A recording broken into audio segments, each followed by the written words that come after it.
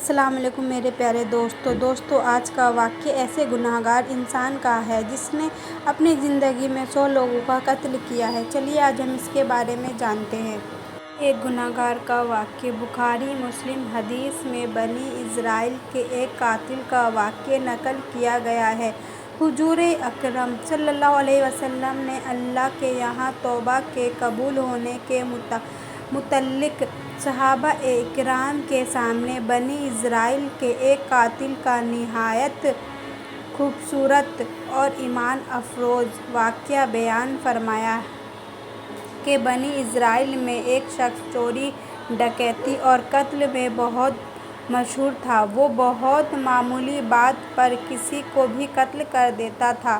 قتل ہوتے ہوتے اس کے ہاتھ سے کم 99 لوگوں کا قتل ہو چکا تھا۔ ایک دن اس کے دل میں یہ احساس پیدا ہوا کہ مجھے بھی ایک دن مر کے اللہ کے پاس جانا ہے۔ یہ سوچ کے اس کی فکر بڑھتی جا رہی تھی۔ وہ لوگوں سے معلومات کرتے ہوئے ادھر ادھر پھرنے لگا کہ کیا میری توبہ اللہ کی بارگاہ میں قبول ہو سکتی ہے یا نہیں۔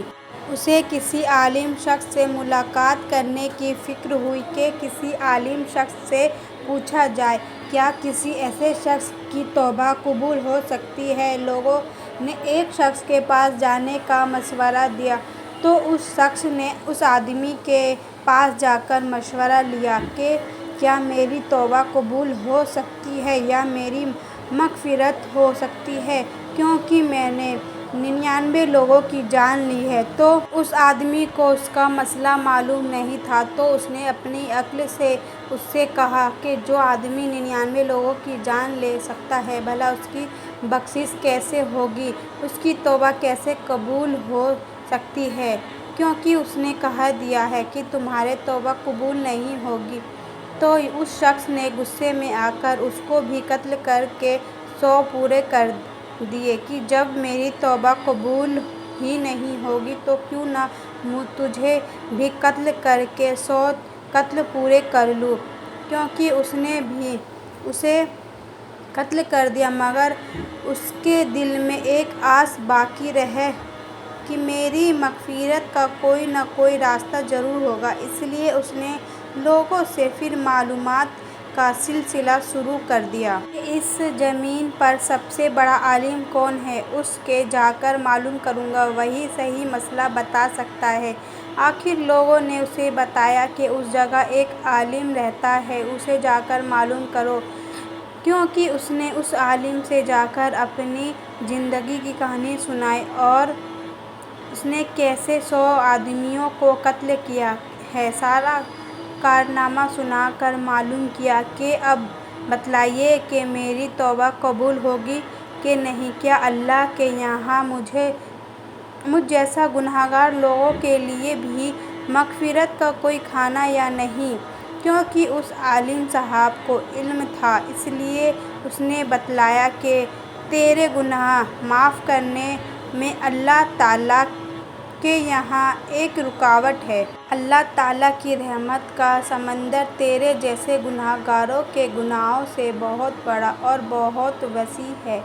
چنانچہ اس عالم صاحب نے مشورہ دیا کہ تم ایک جگہ سفر کر کے جاؤ، وہاں کچھ اللہ کے نیک بندے رہتے ہیں، ان کا کام صرف اللہ کی عبادت ہے، ان کے ساتھ مل کر اللہ کی عبادت کرو اور روک کر اللہ سے اپنے گناہوں کی معافی مانگو، اللہ نے چاہا تو تمہاری مغفرت ہو جائے گی۔ وہ گنہگار آدمی ان نیک لوگوں کی بستی کی طرف چل دیا۔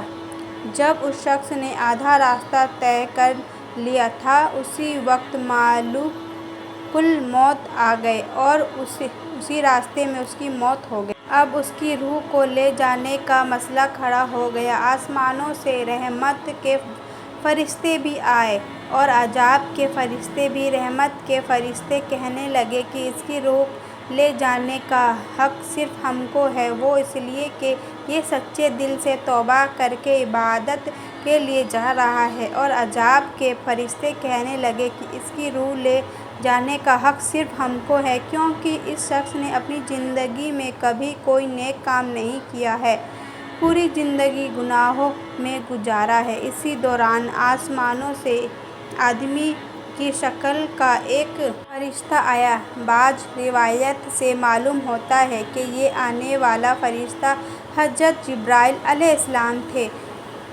اس فرشتے نے تشریف لا کر دونوں طرف کے فرشتوں کے درمیان یہ فیصلہ کیا کہ دونوں طرف سے مسافت کو ناپ کر دیکھ لو کہ جہاں سے آ رہا ہے وہاں کی مسافت قریب یا جہاں جا رہا ہے وہاں کی مسافت قریب ہے، لہٰذا جہاں کی مسافت قریب ہوگی اس شخص کو وہاں کے لوگوں میں شمار کر دیا جائے گا۔ دونوں طرف کی زمین کو ناپ کر دیکھا گیا تو جہاں جا رہا تھا وہاں کی مسافت جہاں سے آ رہا تھا وہاں کی مسافت کے مقابلے میں صرف ایک بالش ہی قریب تھا۔ یہ فیصلہ ہوا کہ یہ مقام عبادت کے قریب ہے، اس لیے رحمت کے فرشتوں کا اس کی روح لے جانے کا حق ہے، کیونکہ اللہ کی طرف سے اس کی مغفرت کا اعلان ہو گیا۔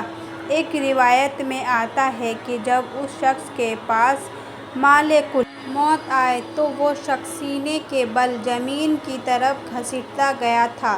دوستو، اللہ تعالیٰ فرماتا ہے کہ میں اپنے بندے کے ساتھ اس کے گمان کے مطابق ہوتا ہوں اور وہ مجھے جہاں بھی یاد کرے میں اس کے ساتھ ہوں۔ بے شک اللہ تعالیٰ اپنے بندے کی توبہ سے بہت خوش ہوتا ہے۔ اللہ تعالیٰ فرماتا ہے کہ جو شخص ایک بالش میری طرف آتا ہے تو میں ایک ہاتھ اس کی طرف ہو جاتا ہوں، اور جو شخص ایک ہاتھ میری طرف آتا ہے تو میں دو ہاتھ اس کی طرف ہو جاتا ہوں، اور جو شخص میری طرف چل کر آتا ہے تو میں اس کی طرف دوڑ کے جاتا ہوں، کیونکہ اس سے یہ سبق ملتا ہے کہ جب انسان سچے دل سے توبہ کرتا ہے تو اللہ تعالیٰ اس کی توبہ ضرور قبول فرماتا ہے۔ میرے پیارے دوستو، مایوسی گناہ ہے اور شیطان انسان کے دل میں مایوسی ڈالتا ہے۔ ہمیں اللہ تعالیٰ کی رحمت سے مایوس نہیں ہونا چاہیے، ہمیں اپنے گناہوں کی توبہ کرنی چاہیے، ہمیں اللہ تعالیٰ کی رحمت کی امید رکھ کے سچے دل سے توبہ کرنی چاہیے۔ آمین۔